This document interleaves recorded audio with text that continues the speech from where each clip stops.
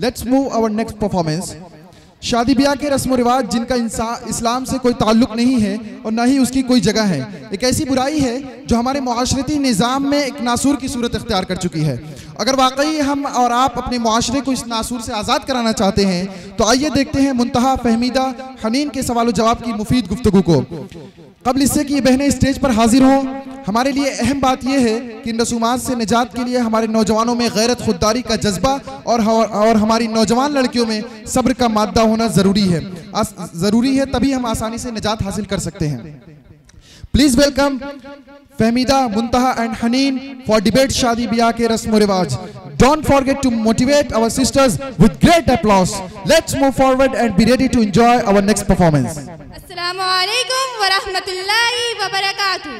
तो आज हम यहाँ पर मौजूद हैं शादी ब्याह के रस्म व रिवाज के बारे में कुछ तबसरा करने के लिए कि उसमें क्या जायज़ है और क्या ना जायज़, और इन रसूमात के खिलाफ हम बेदारी किस तरह पैदा कर सकते हैं।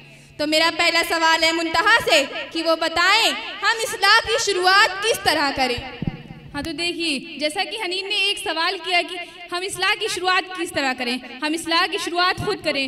हज़रत अली रज़ियल्लाहु ताला अन्हु फरमाते हैं बेहतरीन तबलीग खुद की इस्लाह करना है। और आजकल शादियों में गैर ज़रूरी रसूमात पर अमल किया जाता है और ऐसी शादियों में हम न सिर्फ शामिल रहते हैं बल्कि पेश रहते हैं। सबसे पहले तो हमें चाहिए कि हम ऐसी शादियों में जाने से परहेज़ करें जहाँ पर इन गलत रसूमात पर अमल किया जाता हो। और हाँ, ऐसी शादियों का इनकाद ज़रूरी है जहाँ पर रसूमात के नाम पर खुराफात और गैर इस्लामी अफ़आल ना हो।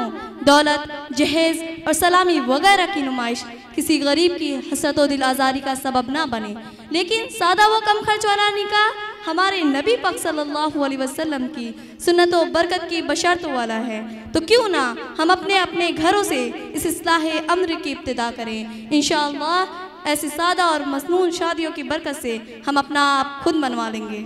हाँ, तो हनीन आप ये बताइए कि हम शादी में किस तरह फजूल खर्ची से बच सकते हैं। तो देखिए, शादी एक मुकद्दस रस्म है जिसमें दो इंसान ही नहीं दो खानदान का मिलन होता है। आजकल ये महज दौलत और इमारत की नुमाइश बनती जा रही है। मंगनी से लेकर वलीमा तक खुद साख्ता रस्मों का बोलबाला है। लिबास और जेवरात पर खतीर रकम खर्च की जाती है। अनवाए अक़साम के पकवान बनाए जाते हैं। इन बेजा असराफ से बचने के लिए ज़रूरी है कि शादी की तरकीब 1 या 2 दिन में मुकम्मल हो जाए और जहेज जैसी लानती और फरसुदा रस्मों से दूर रहें। इंशाअल्लाह इससे आप और आपके मेहमान भी मुतमईन होंगे और अल्लाह भी राज़ी होगा। हाँ, तो मुंतहा आपका जहेज़ के बारे में क्या ख्याल है। हाँ, तो देखिए, शादी में जहेज़ लेने या देने दोनों से इनकार कर दे। और आज हमारे समाज में बहुत सारी बीमारियां रूनुमा हो रही है, जिसमें एक बड़ी बीमारी है शादियों में जहेज़ लेना या देना। जहेज़ जो समाज में मुहलिक बीमारी की तरह बढ़ रहा है। हाँ, तो मुझे इस पर एक और सवाल याद आया कि जहेज़ फातिमी जिसके बारे में आज लोग तरह तरह की बातें कर रहे हैं, उसकी असल हकीकत क्या है, आप ये लोगों को बताएं। हाँ, तो कुछ लोगों ने एक नया नाम इजाद कर रखा है जहेज़ फातिमी कि रसूल पाक सल्लल्लाहु अलैहि वसल्लम ने अपनी बेटी हज़रत फातिमा रज़ियल्लाहु ताला अन्हा को ये चीज़ें दी, लेकिन वो ये नहीं जानते कि रसूल पाक सल्लल्लाहु अलैहि वसल्लम ने अपनी बेटी या फिर अपनी दामाद को ये चीज़ें नहीं दी, बल्कि वो तो हज़रत अली रज़ियल्लाहु ताला अन्हु को दी जो दामाद होने से पहले वली थी। हज़रत अली रज़ियल्लाहु ताला अन्हु की देखभाल और इंतज़ामात आप सल्लल्लाहु अलैहि वसल्लम के सुपुर्द थे। तो इस तौर पर यह कहा जा सकता है कि एक बाप अपनी बेटी को जो चाहे वो सहूलत अदा करे, लेकिन ये बेटियों के लिए दुरुस्त नहीं। और फिर आज समाज को देखते हुए इस बात पर बहुत ही अफसोस होता है कि इन बेजा रसूमात में तालीम याफ्ता लोग भी शामिल रहते हैं। तो अब बात ये आती है कि इन रसूमात के खिलाफ आखिर बेदारी कैसे पैदा की जाए। जब हम कोई तब्दीली चाहते हैं तो उसकी शुरुआत खुद से करनी चाहिए, यानी जब हमारे यहाँ कोई शादी हो तो इन रसूमात को ना करें। मिसाल के तौर पर जहेज़ लेने या देने दोनों से इनकार कर दे और ऐसी शादियों में जाने से परहेज़ करें जहाँ पर इन गलत रसूमात पर अमल किया जाता हो। तो फहमीदा, आप ये बताइए कि हम इन बेजा रसूमात के खिलाफ बेदारी किस तरह पैदा कर सकते हैं। देखिए, हम जानते हैं कि शादी ब्याह की बेजा रसूमात के खिलाफ एक तरफा बेदारी लाने से कुछ नहीं होगा। ये दोनों तरफ यानी लड़की वाले और लड़की वाले दोनों जानिब से इस बेदारी के पहल होना ज़रूरी है। मेरे रिश्तेदार क्या कहेंगे, दोस्त अहबाब क्या कहेंगे, मुआशरत में मेरी इज्जत का क्या होगा।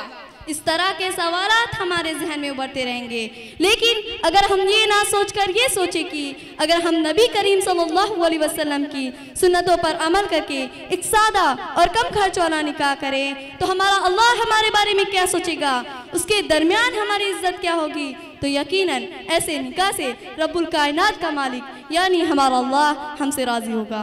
तो इससे बढ़कर हमारे लिए और क्या हो सकता है कि हमारा अल्लाह हमसे राज़ी हो। और अगर हमारी कौम जहेज जैसी लानत का बाइकआउट करने के लिए एक प्लेटफॉर्म पर आ जाए, जैसे न जहेज लेंगे और ना देंगे तभी कुछ हो सकता है, और अगर हम इसके पाबंद हो गए तो यकीनन ये माशरा बेदार हो जाए। अच्छा, तो हनीन आप ये बताएं कि इस्लामी तालीम के ज़रिए इन रसूमात के ख़िलाफ़ बेदारी कैसे लाए। तो देखिए, शादियों की रसूमात में मायू बहना, जूता छिपाई, चौथी करना, हल्दी मेहंदी में नाचना गाना वगैरह वगैरह शामिल है जो गैर इस्लामी और बिदात है।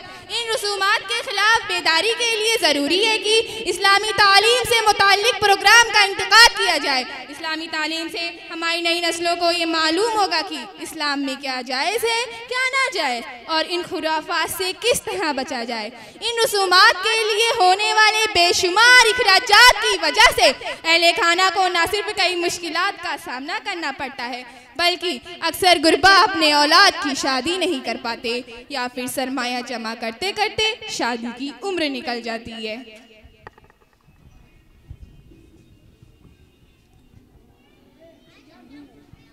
हाँ, तो अब एक और रस्म की बात कर ली जाए। अगर ये शादी में ना हो तो ऐसा लगता है कि कोई मेन चीज़ रह गई हो, जूता चुराई की रस्म जिसमें पैसे का मुतालबा किया जाता है। तो फहमीदा आप ये बताइए, क्या ये इस्लाम में जायज़ है? हाँ, देखिए, जैसा कि मुंतहा ने कहा कि जूता चुराई की रस्म, ये बहुत सही है कि जूता चुराई की रस्म अगर शादी में ना हो तो ऐसा लगता है कोई मेन चीज़ रह गई हो।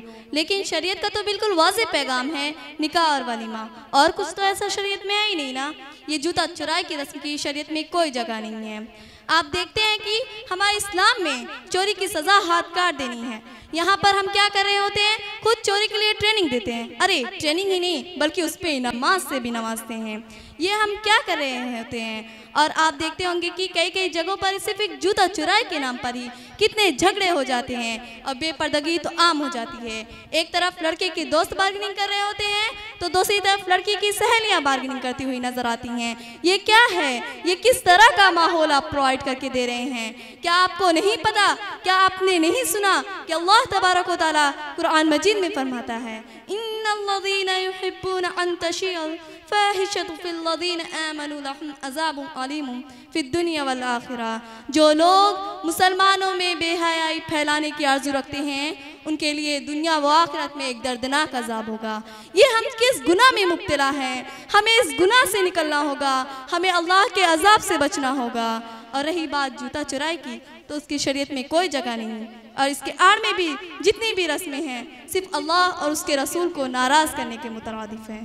हाँ, तो मुंतहा आप ये बताएं कि हमें रसूमात के ख़िलाफ़ मुहिम छेड़नी चाहिए। हाँ, तो देखिए, जैसा कि ये बेजा रसूमात हमारे माशरे में दिन ब दिन बढ़ती जा रही हैं, इंसान ने गौर व खौस करना छोड़ दिया है। हमें गौर व फिक्र करने की ज़रूरत है। अल्लाह ताला ने इंसान को अक्ल शऊर से नवाजा है और इन बेजा रसूमात की वजह से हमारे माशरे में बहुत सारी बेहयाइयाँ फैलती जा रही हैं। मेरे ख्याल से कि इन रसूमात के ख़िलाफ़ एक मुहिम चलाई जानी चाहिए और उस मुहिम के ज़रिए इस बात को वाज़ेह किया जाए कि इन रसूमात के बहुत सारे नुकसानात हैं। और सर सैयद अहमद खां का कौल है कि जिस वक्त ये रसूमात बनाए गए होंगे उस वक्त तो ये फ़ायदेमंद रहा होगा, लेकिन अब ये नुकसान का बाइस बन गया है। या ये भी हो सकता है कि उनसे इन रसूमात को बनाने में कोई गलती सर हो गई हो और इंसान अपने अक्ल शऊर का इस्तेमाल करके इन रसूमात को ख़त्म कर सकता है। लेकिन आज बड़े ही अफसोस के साथ कहना पड़ रहा है कि इंसान इन रसूमात को ख़त्म करने की बजाय और ज़्यादा बढ़ावा दे रहा है।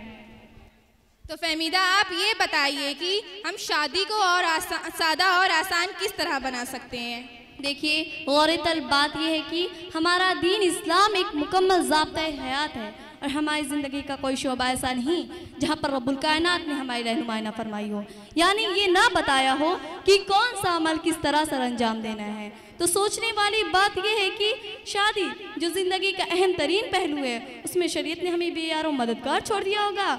हरगिज़ नहीं। हकीकत तो ये है कि इस्लाम ने शादी को नहायत ही आसान और सादा बनाया है, जिसमें इन बेजा रसूमात की कोई ज़रूरत नहीं, जो बदकिस्मती से हमारी ज़िंदगी का हिस्सा बन चुका है। और बहुत अहम बात यह है कि रब्बुल कायनात ने एक मोमिन के लिए महज इस्लाम में दाखिल होना ही नहीं बल्कि मुकम्मल तौर पर दाखिल होने की शर्त रखी है। और एक मोमिन के लिए ज़रूरी है कि वो इस्लाम के तमाम अहकाम पर दिलो जान से अमल पेरा हो और ज़िल्म तबलीग को अपना अहम फरीज़ा जाने। हाँ तो अनीन आप ये बताएं कि शादी सुन्नत के मुताबिक किस तरह की जाए? तो बहुत अहम सवाल किया है मुंतहा ने। तो देखिए, निकाह यानी शादी सुन्नत नबवी है, ये एक सहल तरीका है, मगर गैर ज़रूरी रसूम ने टीवी सीरियल की तकलीद ने इन बेजा रसूमात के चल में इजाफा कर दिया है, जिसकी वजह से वालिदैन कर्ज के बोझ तले दब कर रह जाते हैं। शादियों में नए फैशन अपना कर न जाने कितने गुनाह में मुलव्वस होकर हम अपने आने वाली नस्लों को गलत पैगाम दे रहे हैं। सादगी ईमान की अलामत है, इस कौल पर अमल पेरा अशद ज़रूरत है। शादी ब्याह नबी सल्लल्लाहु अलैहि वसल्लम के बताए हुए तरीके पर करिए, रब्बे करीम को राज़ी करने की कोशिश करिए, असलाफ के बताए हुए तरीके के मुताबिक शादी करिए। जिस तरह मुश्किल वक्त में अल्लाह अज़्ज़वजल के हुज़ूर सरबैह सजदा होते हैं, तो फिर खुशी के वक्त क्यों अल्लाह की नाफरमानी करते हैं? हाँ तो मुंतहा, जैसा कि आज देखा जा रहा है कि बहुत से काम नामो नुमाइश के लिए हो रहे हैं, तो शादी को लेकर आपके क्या ख्याल है? क्या आप कुछ कहना चाहेंगी? हाँ, ये बहुत ही इम्पोर्टेंट सवाल है और ये हकीकत भी है। आजकल बहुत सारे ऐसे काम होते हैं जिनका मकसद सिर्फ नामो नुमाइश होता है, तो शादी नामो नुमाइश के लिए ना करें। और आमतौर से लोग ये कहते हैं कि शादी एक बार होती है, और इस बात की आड़ में कि शादी एक बार होती है, बहुत सारी ऐसी बेजा रसूमात अंजाम दी जाती हैं जिनका सही होने का सबूत हदीस और सुन्नत की रोशनी में कहीं नहीं मिलता। और कई ऐसी बेजा रसूमात है जिनको मुसलमानों ने अपना शेवा बना लिया है। और आप हमें चाहिए कि हम आप सल्लल्लाहु अलैहि वसल्लम की सुन्नतों पर अमल करें। आप सल्लल्लाहु अलैहि वसल्लम ने फरमाया, सबसे बरकत वाला निकाह वो है जिसमें खर्च कम हो और सादगी हो। आज ज़रूरत इस बात की है कि आप और हम यानी हम सब नामो नुमाइश की दुनिया से बाहर निकल कर सादगी और अल्लाह के एहकाम के मुताबिक बताए गए शादी के फ़राइज़ को अंजाम देकर लोगों के लिए एक मिसाल बने, ताकि उन गरीब वालिदैन की बेटियां भी ब्याह जा सकें जो पैसों की कमी की वजह से सारी उम्र कुंवारी रह जाती हैं, ताकि जो मुआशरे में बेजा रसूमात और बिजात की वजह से बेहया बदकारी फैली हो उसका सद्बाब हो और हया और नेकी का चलन आम हो। खुदारा अपने आप को बेदार करें, ख्वाबे गफलत से बेदार होकर अपनी और उम्मते मुसलमा को इस गहरी और खुंदी खुशफहमी से निकालें, वरना अल्लाह का अज़ाब बहुत सख्त है।